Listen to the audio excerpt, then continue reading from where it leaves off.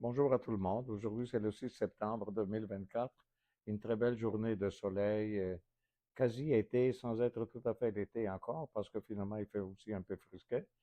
Mais finalement, c'est un climat idéal. Est-ce que c'est idéal aussi pour la bourse? Pas vraiment. On dirait que le marché boursier, surtout américain, mais ça nous influence à nous, est en retraite sérieuse. On dit que c'est NVD ou Nvidia ou des choses comme ça. Je ne sais pas. Moi, j'ai comme l'impression, mais ça, c'est une opinion personnelle, j'ai comme l'impression que le marché digère mal l'idée que ce soit Mme Harris qui puisse être élue, parce que comme démocrate, avec des réformes finalement qui ne plaisent pas à la finance, finalement, le marché ben, prend un coup là-dessus, peut-être. C'est ma théorie à moi. Parce qu'en réalité, l'économie va bien, tout va bien. Et on a créé, aujourd'hui, il y avait des statistiques sur le taux de chômage américain. Et puis finalement, on a créé de nouveaux emplois, plus que prévu. Pas beaucoup, mais quand même. Et finalement, tout va bien. Comment ça se fait que le marché doit se corriger? Soi-disant parce qu'une compagnie, je doute un peu que c'est ça. Je suis un vieux du métier depuis au-delà de 50 ans et j'ai l'impression que le marché veut nous dire quelque chose qu'on ne trouve pas dans les journaux. Et une fois dit tout ça, de quoi on parle aujourd'hui? Aujourd'hui, on va parler du triangle d'incompatibilité de Mendel. C'est un gros titre. Mais le triangle, d'abord c'est un triangle, je vais vous montrer pourquoi. Et Mundell, c'est un il est encore vivant, c'est un économiste canadien, lequel dans les années 60 a sorti sa théorie. Mais c'est quoi cette théorie? Et voilà. Donc, le triangle d'incompatibilité, également connu sous le nom de triangle de Mundell, finalement, est un modèle économique qui illustre les contraintes auxquelles les gouvernements sont confrontés lorsqu'ils tentent de mener une politique économique.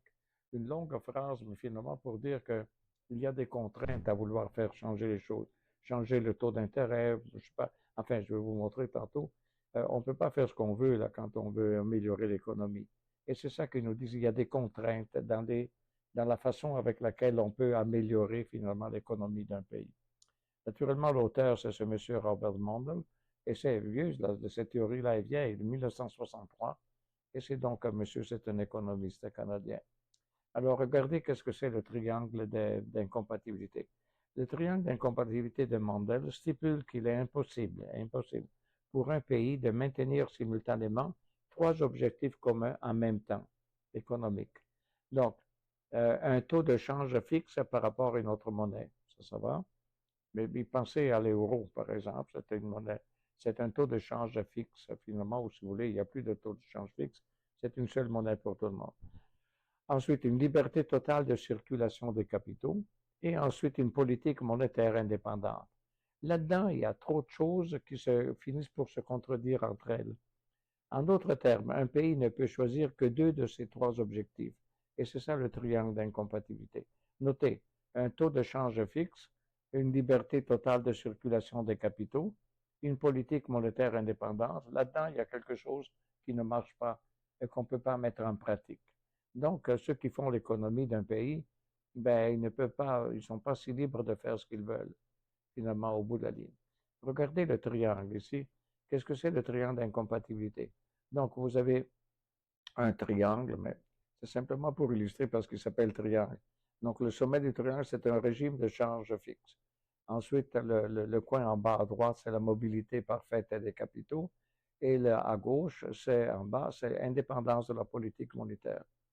Donc, regardez, là, il dit que la position A, ici, la position, c'est le contrôle des capitaux.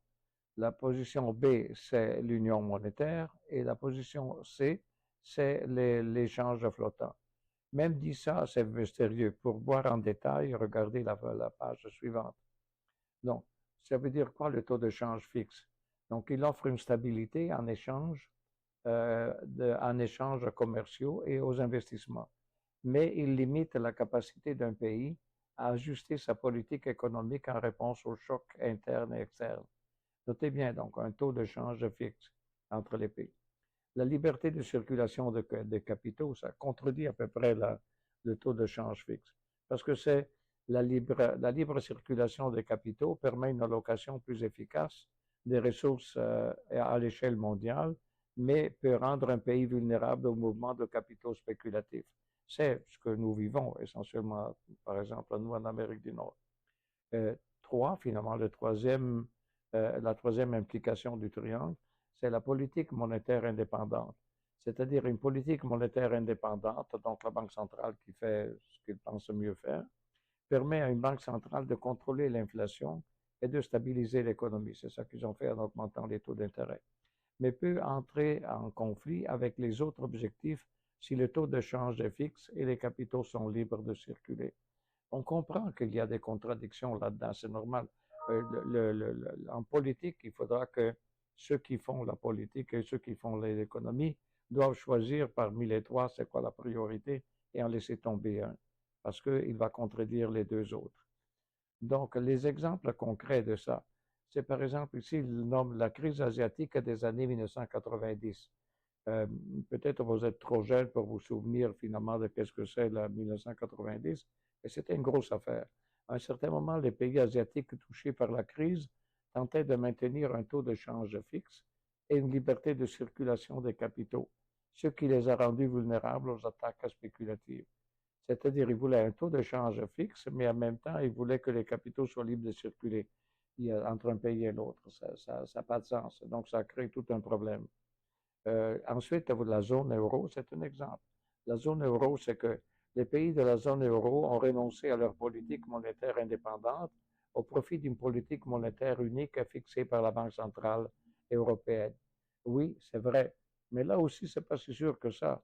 Parce que, par exemple, prenez je ne sais pas, une compagnie ou l'État, mettons l'Italie.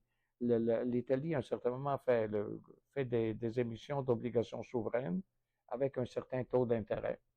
L'Allemagne, en même temps, fait elle aussi une émission d'obligations avec son taux d'intérêt.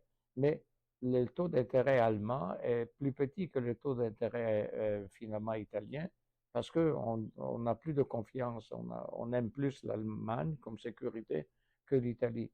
Donc là, ça dit, malgré le fait qu'on a voulu faire finalement dans la zone euro la même politique, mais ce n'est pas tout à fait exactement encore là la même politique. Pour vous dire que ce n'est pas un monde facile finalement. Finalement, c'est tout pour ça. On voulait simplement vous dire c'est quoi qu'on fait nous habituellement. Donc, c'est notre activité. Parce que les gens nous demandent, oui, mais vous faites quoi comme gestion de portefeuille? Donc, on a pensé à partir de cette fois de décrire ce qu'on fait. On a une longue expérience, difficile à battre, 54 ans d'expérience. On a des frais de gestion qui sont très bas pour ceux qui sont intéressés. On n'a aucun transfert d'argent nécessaire. Ceux qui nous écrivent, on va leur expliquer comment faire. Experts dans les produits dérivés, oui, c'est ça, on a la pleine licence dans les options, les produits dérivés, les marchés à terme et tout ça. Stratégie institutionnelle pour investisseurs individuels, oui. Parfois, on adopte comment dire, des stratégies qui sont essentiellement institutionnelles, mais on peut les adapter aussi au niveau individuel. Ça dépend du capital toujours, mais quand même, c'est possible. Ensuite, ça nous demande un minimum de 100 000 dollars de Canadiens pour finalement un portefeuille classique. Donc, le portefeuille classique, nous, on le fait avec des FNB essentiellement, mais on peut le faire aussi avec des actions individuelles. Et voilà, c'était tout pour cette fois.